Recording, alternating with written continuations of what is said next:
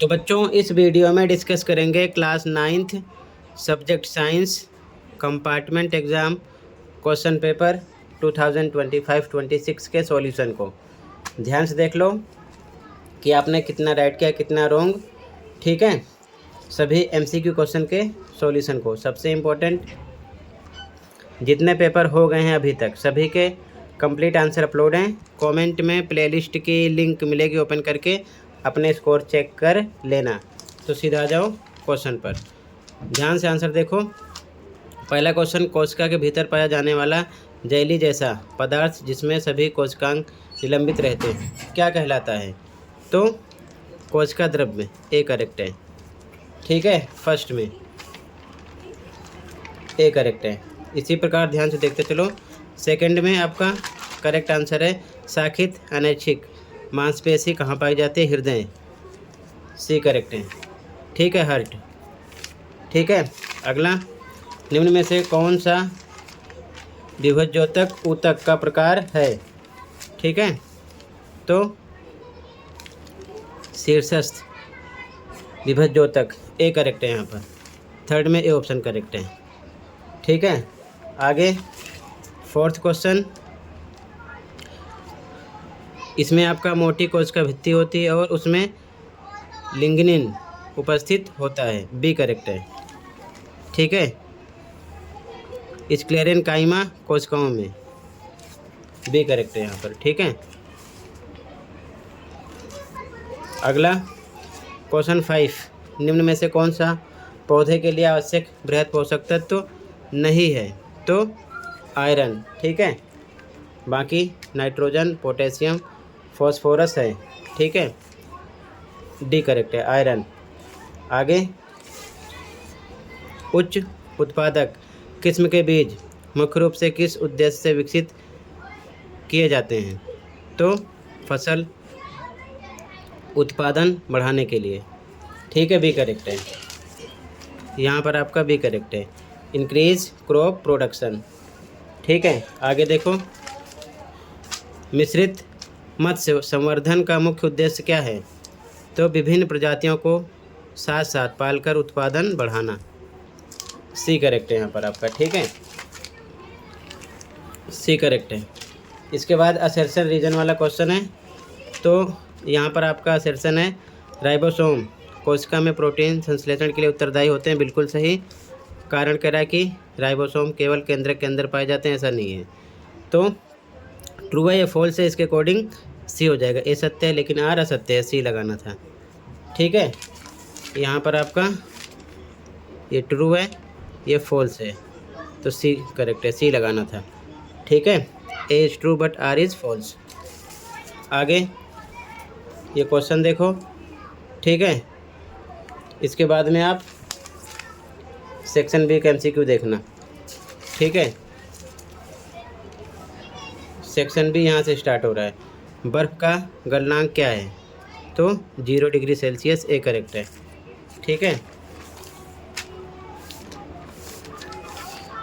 15 में A correct है, 0 degree Celsius. अगला, निम्न में से कौन सा प्रकाश की किरण को प्रकीर्णित करेगा? तो कोलोयड और निलंबन, इसके अकॉर्डिंग डी लगाना था। ठीक है, डी करेक्ट हो जाएगा आपका, बी और सी दोनों। ठीक है, यहाँ पर बी करेक्ट है, सी करेक्ट है, इसके अकॉर्डिंग डी लगाना था। आगे क्वेश्चन 17, निम्न में से कौन बहु परमाणुक आयन है? तो यहाँ पर सी करेक्ट है आपका। ठीक है, सी करेक्ट है 17 में। आगे ध्यान से देखो, असर्शन रीजन वाला क्वेश्चन है। समुद्री जल का क्वथनांक 100 डिग्री सेल्सियस से अधिक होता है, बिल्कुल सही। घुली हुई अशुद्धियाँ द्रव का क्वथनांक बढ़ा देते हैं, बिल्कुल सही। यही कारण है समुद्री जल का क्वथनांक 100 डिग्री सेल्सियस से अधिक होता है, तो ए लगाएंगे। दोनों सही हैं, आर ए का एक्सप्लेन कर रहा है। ठीक है, यहाँ पर आपका दोनों स्टेटमेंट ट्रू है, ए लगाना था। ठीक है, ए हो जाएगा। आगे क्वेश्चन देखो, फिर सेक्शन सी का एमसीक्यू देखना। बाकी कंप्लीट पेपर का भी सॉल्यूशन प्रोवाइड करूँगा, थोड़ा वेट करना पड़ेगा। ठीक है, अभी आप एमसीक्यू देख लो।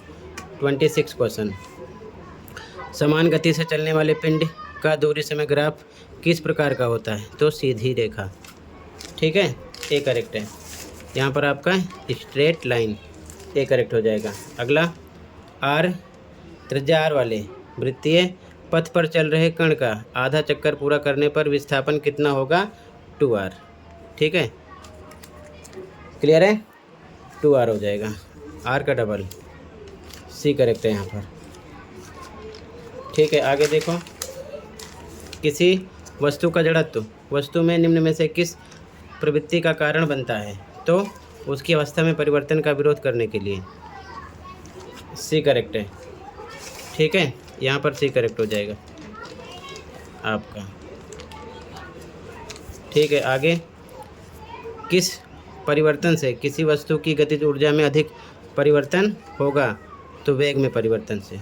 ठीक है, यहाँ पर बी करेक्ट है, चेंज इन इट्स वेलोसिटी। अगला, ध्वनि का उत्पादन कब होता है? तो तीनों करेक्ट हैं, उपर्युक्त सभी लगाना था आपका। ठीक है, यहाँ पर ऑल ऑफ दीज, तीनों करेक्ट है। अगला, मेगाफोन, स्टेथोस्कोप, श्रवण सहायक युक्ति तथा ध्वनिपट्ट किस सिद्धांत पर कार्य करते हैं? तो परावर्तन। ठीक है, रिफ्लेक्शन। यहाँ पर आपका भी करेक्ट है। अगला, असर्शन रीजन वाला क्वेश्चन है। अंतरिक्ष यात्रियों की ध्वनि वह अंतरिक्ष से हम तक नहीं पहुँच सकती। ये बात सही है, नहीं पहुँच सकती। ध्वनि तरंग पृथ्वी के वायुमंडल में प्रकाश की गति में चलती है, ऐसा नहीं है। तो ट्रू है, ये फॉल्स है, सी लगाएंगे। ये सत्य है, आर असत्य है।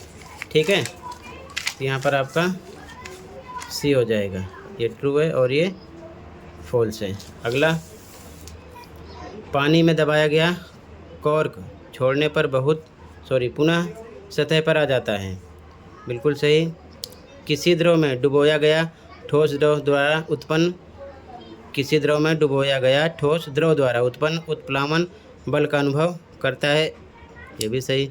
और यही कारण है कि पानी में दबाया गया कॉर्क छोड़ने पर पुनः सतह पर आ जाता है, तो ए लगाएंगे।